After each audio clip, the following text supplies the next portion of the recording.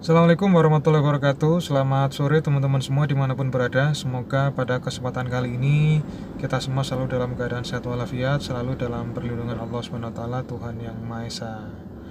Dan seperti yang sudah kita ketahui bersama, kita telah menjalani beberapa hari di minggu pertama bulan Januari tahun 2022. Tentu tahun barunya sudah kita lewati, berbagai resolusi sudah kita susun, dan saya yakin teman-teman juga di beberapa hari pertama bulan Januari ini telah berupaya secara maksimal, baik itu secara pribadi ataupun bahu-membahu dengan rekan-rekan dalam satu tim, sekolah, kampus, atau tempat kerja untuk mewujudkan target yang ingin diraih setidaknya di minggu pertama bulan Januari tahun 2022. Nah, jikapun ternyata rencana yang telah disusun dan dieksekusi di minggu pertama ini masih belum sesuai dengan apa-apa yang kita inginkan, jangan sampai kita terjebak pada sebuah kondisi yang justru menimbulkan rasa cemas, atau mungkin lebih dari rasa cemas, yakni gangguan kecemasan. Sebab cemas dan gangguan kecemasan ini adalah dua hal yang berbeda, namun dua hal ini menjadi faktor pemicu terjadinya stres dalam diri kita. Tentu ketika kita sudah mencapai kondisi stres, menjadi salah satu penghambat kita untuk melakukan berbagai macam aktivitas, meningkatkan kreativitas kita, untuk kemudian dapat memberikan kontribusi positif kepada baik diri kita sendiri maupun tim yang kita bangun untuk meraih target yang dicita-citakan bersama. Cemas itu seperti harapan. Kita juga sempat membahas di video yang lalu. Jadi harapan dan cemas ini seperti dua sayap yang tidak boleh terpisah. Jika harapan itu menjadi sayap sebelah kiri, maka cemas itu menjadi sayap sebelah kanan. Atau kita analogikan seperti kendaraan, jika harapan itu ialah gasnya, maka cemas itu adalah remnya. Cemas menjadi sebuah part of human life, part of human experience. Dia sangat manusiawi, dia berada di dalam setiap diri kita sebagai manusia dan selalu ikut serta dalam kegiatan kita sehari-hari dimanapun kita berada. Lantas cemas itu apa sih sebetulnya? Cemas itu perasaan gugup atau gelisah. Biasanya dialami ketika kita berhadapan dengan situasi tertentu. Misal kita sedang berhadapan pada kondisi wawancara kerja, atau kita akan menjalani sebuah ujian, atau kita akan mengambil sebuah keputusan yang sangat penting dalam hidup kita atau karir kita. Nah, pada kondisi-kondisi seperti itu kita biasanya akan timbul tuh rasa cemas. Sangat manusiawi. Namun jika dilihat intensitasnya, memang tergantung dari kondisi psikologis masing-masing orang. Jika pada kondisi setelah kita menjalani atau melewati contoh-contoh yang saya sebutkan barusan masih terdapat rasa cemas, maka kita perlu mewaspadai. Sebab bisa jadi itu menjadi indikasi kita sudah melampaui rasa cemas. Bisa jadi kita naik ke satu kondisi yang namanya gangguan kecemasan. Cemas itu wajar, namun ketika sudah naik ke gangguan kecemasan, itu menjadi tidak wajar. Kenapa? Karena gangguan kecemasan atau anxiety disorder itu semacam rasa sakit kondisi mental atau kejiwaan yang tidak pada kondisi 100% fit. Kira-kira pengertian anxiety disorder itu atau gangguan kecemasan ialah perasaan khawatir yang tidak mampu terkontrol dan berujung pada ketakutan tanpa sebab. Misal, kita memiliki rasa malu, tapi malunya itu malu berlebihan.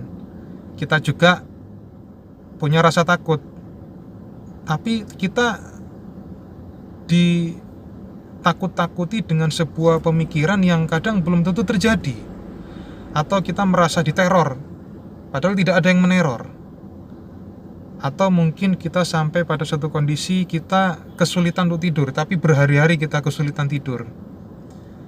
Kita juga kadang mulai kecil juga mungkin memiliki trauma tertentu atau fobia. Itu juga menjadi bagian dari ciri orang yang mengalami anxiety disorder. Dan terakhir mungkin kita sering merasa gemetar atau panik. Tidak ada angin, tidak ada hujan, tidak ada sebuah tekanan keadaan, kita merasa gemetar atau panik menghadapi sebuah kondisi-kondisi yang menurut orang lain mungkin biasa. Nah, itu kita perlu merasa khawatir, kita perlu merasa mempertanyakan kepada diri kita sebenarnya apa yang sedang terjadi pada diri kita di saat mengalami ciri-ciri yang saya sebutkan di atas tadi. Nah, sampai di sini teman-teman saya rasa sudah mulai bisa mengeja ya, bahwa cemas atau anxiety itu sebuah kondisi yang sangat wajar, sedangkan gangguan kecemasan atau anxiety disorder itu tidak wajar, bisa dibilang sedang sakit secara jiwa. Cemas dan gangguan kecemasan itu sebenarnya sekali lagi seperti yang saya sebutkan di awal, dia adalah sebuah part of human life. Dia masuk ke dalam proses kehidupan sehari-hari kita sebagai manusia tanpa kita sadari. Sebab cemas dan kecemasan itu berada di bawah alam bawah sadar kita. Ibarat rumah yang besar, alam bawah sadar itu memiliki ruang-ruang di dalamnya. Rumah besar bernama alam bawah sadar. Nah, di dalam rumah itu ketika kita buka pintunya, terdapat 3 ruang besar yang kemudian tiap ruang-ruang itu memiliki sumber energi atau kekuatan yang tanpa disadari oleh manusia itu berada di dalamnya. Saya coba memperkenalkan teman-teman dengan teori salah satu seorang filosof bernama Sigmund Freud. Ia seorang filosof berkebangsaan Austria yang kemudian ia tinggal atau berdomisili di London hingga akhir hayatnya, hingga ia meninggal yang disebabkan oleh penyakit kanker rahang yang menggerogoti hidupnya. Sigmund Freud juga seorang pendiri aliran psikoanalisis yang dalam ilmu psikologi itu lebih familiar dengan aliran psikoanalisis orang Sigmund Freud. Nah, Sigmund Freud ini kemudian dia memiliki sebuah teori. Dia mengatakan bahwa psikoanalisis itu menggambarkan tentang elemen dari sifat manusia itu sebetulnya terdiri dari 3 hal atau 3 komponen seperti yang saya sebutkan barusan. Di dalam rumah alam bawah sadar itu terdapat 3 ruang yang di dalam ruangnya masing-masing terdapat 1 komponen. Nah, Sigmund Freud ingin menggambarkan di tiap ruang itu terdapat yang pertama adalah ID atau id, yang ruang kedua itu terdapat ego, dan yang ketiga ialah superego. Nah, ketiga elemen ini, ketiga komponen ini berpadu, dia membentuk karakter kita sebagai seorang manusia. Letaknya sekali lagi, ia berada dalam sebuah bangunan besar bernama alam bawah sadar. Setiap kita pasti memiliki alam bawah sadar.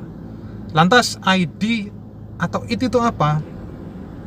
ID itu atau id itu ialah komponen utama sifat manusia, ya sifat kita.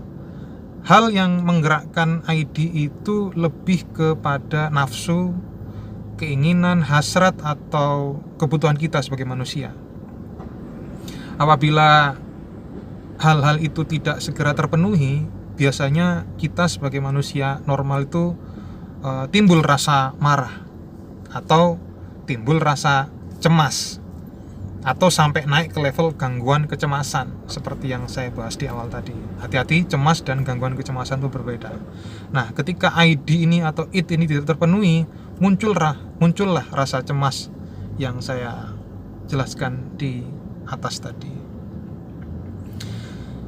Komponen yang kedua yaitu ego. Ego itu memiliki pengertian kira-kira komponen yang berurusan dengan realita, berusaha memenuhi keinginan ID. Jadi ego itu keberadaannya berusaha untuk memenuhi keinginan ID. Dengan cara bagaimana? Dengan cara yang dapat diterima oleh kondisi sosial yang ada di sekitar kita sebagai manusia. Keputusan-keputusan yang diambil oleh ego lebih didasarkan pada apa yang dipikirkan oleh orang lain. Jadi ketika ego itu ingin mengeluarkan sebuah reaksi, ia lebih mempertimbangkan kira-kira orang lain melakukan hal yang serupa atau tidak. Kira-kira begitu. Jadi Sigmund Freud itu ingin memberikan analogi seperti ID atau id itu seperti seekor kuda, sementara ego adalah penunggangnya. Jadi ID itu bersifat liar, dia bisa lari kemana saja. Namun ketika ada ego yang menjadi penunggangnya, dia akan mengendalikan kemana arah kuda itu dapat berjalan. Oke, komponen yang ketiga dari alam bawah sadar kita sebagai seorang manusia yakni superego.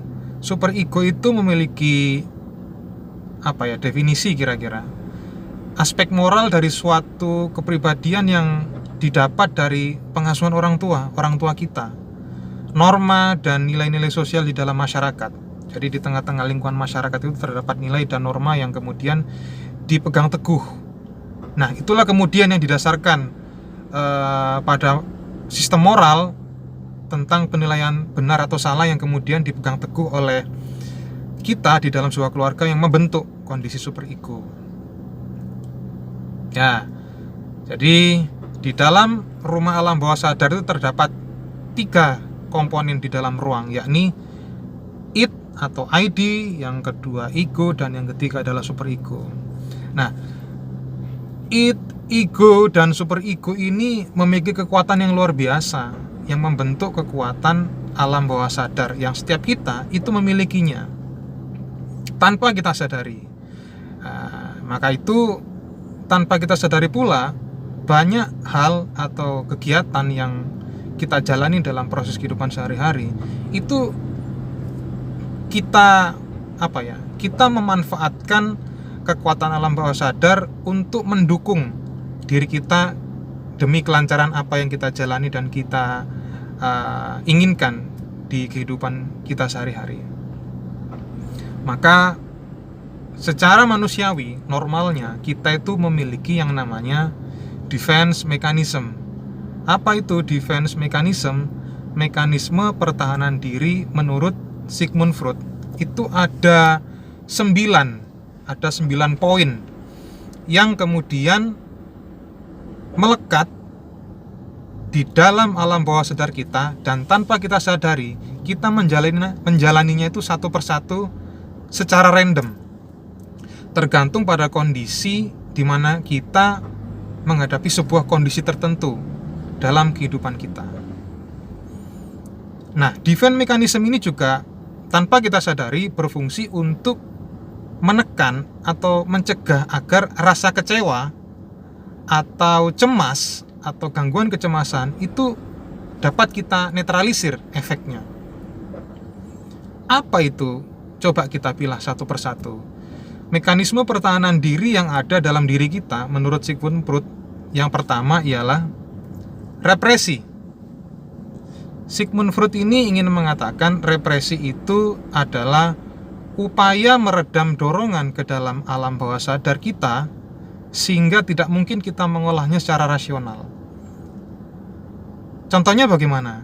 Bisa jadi kita sebagai mungkin pelajar atau mahasiswa, pada sebuah kondisi setelah ujian kita mendapatkan nilai yang tidak sesuai dengan apa yang kita inginkan.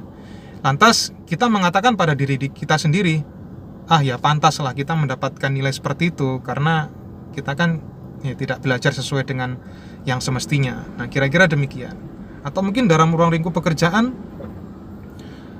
kita melihat kondisi teman-teman kita itu mencapai prestasi atau pencapaian target yang luar biasa, kita tidak sampai. Nah, pada saat kondisi tidak sampai itu, rasa kecewa muncul. Namun mekanisme pertahanan diri kita mengatakan bahwa ya pantas saja kita nggak nyampe target, kita nggak kerja secara maksimal. Nah, kira-kira gambaran represi seperti itu. Yang kedua, mekanisme pertahanan diri yang kedua menurut Sigmund Freud itu ialah reaksi formasi. Reaksi formasi ini kira-kira apa maknanya? Reaksi formasi ini dorongan yang ditekan ke dalam alam bawah sadar dengan melakukan hal yang bertolak belakang dengan dorongan atau hasrat tersebut. Misalnya apa? Misalnya mungkin ketika kita di ruang lingkup pekerjaan, kita melihat rasa kepingin untuk mendapatkan sebuah posisi atau jabatan tertentu. Namun ketika kita terlibat pada sebuah diskusi dengan pimpinan, mungkin kita tidak segan-segan atau tanpa sadar mengatakan, enggak kok Pak, saya hanya bekerja atau mengabdikan diri sebaik mungkin, saya tidak berharap jabatan tersebut. Padahal sejujurnya dalam hati dia ingin menunjukkan bahwa dia sebenarnya menginginkan jabatan itu. Nah, kira-kira reaksi formasi seperti itu. Itu hanya sekedar untuk menekan rasa kecewa ketika mungkin kita atau siapapun di luar sana itu tidak berhasil mendapatkan jabatan tersebut. Nah, mekanisme pertahanan diri yang ketiga menurut Sigmund Freud, yakni displacement. Displacement itu ialah tindakan pengalihan sasaran kepada objek yang lebih lemah atau aman. Apa itu? Ketika kita kecewa mungkin dengan sebuah kondisi di kantor, kita dimarahin habis-habisan nih di kantor, kita dikatain tidak profesional lah dan lain sebagainya, kita diam aja. Sebetulnya pada saat kita mendapatkan tekanan secara psikologis seperti itu, pada kondisi tertentu di luar, ketika kita sudah keluar dari kantor atau bertemu dengan orang lain atau adik atau teman yang kita anggap secara mental atau psikologis lebih lemah, kita itu mengungkapkan atau meluapkan kemarahan kita. Bisa jadi kita marah ke teman, ke pasangan. Itu sebetulnya tanpa kita sadari sebagai bentuk ekspresi melampiaskan rasa cemas kita, kecemasan kita, atau rasa kecewa kita terhadap sebuah kondisi sebelumnya yang menekan mental kita. Itu salah satu ciri yang ketiga. Mekanisme pertahanan diri menurut Sigmund Freud yang keempat, yakni fiksasi. Fiksasi itu apa? Fiksasi itu kita itu selalu memilih untuk berada pada zona nyaman. Ini yang berbahaya. Ini kita ditawari nih satu jabatan, promosi, namun harus keluar kota atau keluar pulau. Kita pasti berhitung dan berpikir, dan tidak jarang-jarang pasti mendapati jawaban, "Enggak lah Pak, enak di sini saja. Saya sudah merasa ini menjadi posisi yang terbaik buat saya." Sebetulnya itu menjadi sebuah cara bagi kita untuk memanipulasi keadaan yang sedang kita inginkan. Bisa jadi kita menginginkan itu karena jabatannya lompat lebih tinggi, secara pendapatan lebih banyak, tunjangan lebih banyak, prestisnya lebih tinggi. Maka kita tidak berhasil karena mungkin keluarga jauh, ada kondisi yang tidak nyaman ketika berjauhan dengan keluarga. Maka untuk meminimalisir rasa kecewa tidak mendapatkan jabatan tersebut, kita melakukan fiksasi, merasa nyaman, seakan-akan nyaman di posisi yang sedang kita jalani. Oke, itu mekanisme yang keempat. Mekanisme pertahanan diri yang kelima, yakni regresi. Apa itu regresi? Regresi itu keadaan mundur secara mental. Jadi kita itu mundur ke tahap perkembangan sebelumnya, bukan maju malah mundur. Bagaimana contohnya? Kita sampai pada satu kondisi, misal mengalami kegagalan sebuah proyek tuh di kantor atau di sekolah atau di kampus. Ketika gagal, rasa kecewa atau cemas dalam diri kita ketika mempertanggungjawabkan kegagalan kita itu berkata, kenapa juga saya menjalani ini? Kan enak yang kemarin-kemarin. Seperti yang kemarin sebelum menjalankan peran sebagai seorang mungkin pimpinan di proyek ini. kalau saya nggak mengambil posisi sebagai seorang pimpinan proyek atau pimpinan sebuah kegiatan seperti ini, tentu ketika gagal saya tidak perlu mempertanggungjawabkan hal seperti ini gitu. Ini sebagai bentuk apa ya, sebuah ekspresi kekecewaan. Kenapa harus melakukan sebuah aktivitas atau kegiatan yang kemudian berujung pada sebuah kegagalan? Dia lebih memilih untuk mundur saja ke belakang, nggak melakukan apa yang sudah dia lakukan. Faktanya sudah dia lakukan. Nah, itu sebenarnya cara untuk menekan rasa cemas juga. Oke, mekanisme pertahanan diri selanjutnya menurut Sigmund Freud yang ke-6, yakni proyeksi. Proyeksi itu apa? Proyeksi itu mengatributkan apa yang dirasakan kepada orang lain. Jadi apa yang kita rasakan, kita timpakan ke orang lain.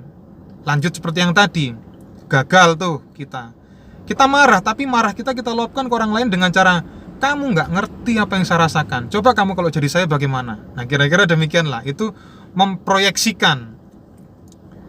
Lanjut ke mekanisme selanjutnya, mekanisme pertahanan diri itu masih bersambung. Yang ke-7 ialah introjeksi. Kalau introjeksi ini sebaliknya. Introjeksi itu memproyeksikan apa yang ada pada orang lain ke dalam dirinya. Jadi kita melihat orang lain, sebuah pencapaian atau sebuah keadaan yang dialami oleh orang lain. Coba ya, saya seperti itu, pasti saya bisa tuh meraih target yang ditetapkan ke diri saya atau ke tim yang saya pimpin.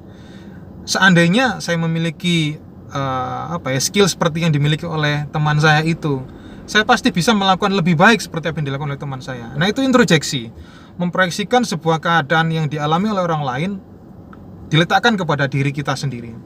Itu salah satu cara yang kemudian untuk menekan rasa kecewa atau rasa cemas atau gangguan kecemasan. Berikutnya yang ke-8, yakni mekanisme pertahanan diri dengan cara sublimasi. Sublimasi itu apa? Sublimasi itu mengalihkan dorongan atau hasrat dalam diri kita kepada perilaku yang diterima oleh masyarakat. Bagaimana contohnya? Mungkin kita sebagai seorang pimpinan sebuah perusahaan besar, kita melakukan penambangan, mungkin penambangan pasir gitu, galian C gitu. Tentu akan merugikan masyarakat sekitar, tanah menjadi kering dan lain sebagainya, air menjadi rusak. Lantas perasaan bersalah, kemudian cemas itu tadi dialihkan sebagai bentuk pengalihan itu dengan cara-cara yang bisa diterima oleh masyarakat. Bagaimana? Mungkin dana CSR-nya kita gunakan untuk penghijauan kembali, galiannya diuruk kembali, kita menyumbang masyarakat untuk membeli bibit padi atau tanaman yang telah rusak, membangun jalan dan seterusnya. Nah, cara-cara seperti itu sebagai bentuk wujud kita kemudian mengalihkan kecemasan terhadap sebuah dampak negatif yang muncul dari apa yang sudah kita lakukan. Nah, cara terakhir untuk mekanisme pertahanan diri mengantisipasi rasa cemas yang mengganggu diri kita ialah rasionalisasi. Rasionalisasi ini kira-kira bermakna kita menggunakan alasan rasional untuk pembenaran. Misal, kita menghadapi sebuah keadaan yang menimbulkan kekecewaan dalam sebuah ruang lingkup kampus itu, misal di kampus. Kita sudah berangan-angan ingin meraih IPK 3,5 misal. Kita sudah bekerja atau berupaya secara maksimal belajar, membaca atau bertanya, berdiskusi dengan dosen, namun hasilnya masih 3,0, masih kurang itu. Timbul rasa kekecewaan. Nah, kita berupaya merasionalisasi dengan cara menggunakan alasan-alasan rasional untuk tidak timbul rasa kecewa berlebihan. Bagaimana? Oh iya ya, di sekitar ruang lingkup pertemanan saya itu ternyata memang rata-rata mahasiswa jago-jago, cerdas-cerdas, pintar-pintar, tentu persaingan semakin tinggi. Maka wajar saja teman-teman yang ada di sekitar saya itu bisa mencapai nilai yang lebih tinggi, dan saya mungkin karena tidak semaksimal teman-teman yang ada di sekitar saya belajarnya, itu tidak mampu mencapai kualitas nilai yang saya inginkan, yakni IPK 3,5. Oke, itu gambaran teori yang ditawarkan oleh Sigmund Freud tentang defense mechanism atau mekanisme pertahanan diri untuk meminimalisir atau menekan rasa kecewa atau rasa cemas yang ada dalam diri kita, ditampung ke alam bawah sadar. Nah, ini salah satu cara yang ditawarkan oleh Sigmund Freud agar kemudian kita dapat kemudian sejenak menenangkan diri dan pikiran, agar kemudian kita dapat menyusun strategi, menyusun rencana dengan lebih tenang, dan ke depan dapat mengeksekusinya dengan cara-cara yang lebih rasional, tenang, dan insya Allah akan semakin dekat dengan target yang kita inginkan. Namun hati-hatilah, semakin banyak tumpukan-tumpukan rasa cemas yang ditekan ke alam bawah sadar, maka secara psikologis rumah alam bawah sadar ini memiliki kapasitas daya tampung. Suatu saat, suatu ketika dia akan mencapai pada kondisi yang tidak mampu lagi menahan tumpukan beban rasa cemas, maka dia akan berubah wujud atau meledak atau pecah dalam bentuk ekspresi yang berbeda-beda. Tentu ini tidak baik, tentu ini berbahaya, maka akan ada cara untuk mengantisipasi bagaimana mengelola sebuah alam bawah sadar agar rasa cemas yang bertumpuk berlebihan di dalamnya dapat kita organize sebaik mungkin. Kita akan bahas di video selanjutnya. Untuk sementara, di video ini kita telah menemukan teori dasar yang ditawarkan oleh Sigmund Freud, yakni defense mechanism, cara-cara atau mekanisme pertahanan diri untuk mengelola rasa cemas. Oke,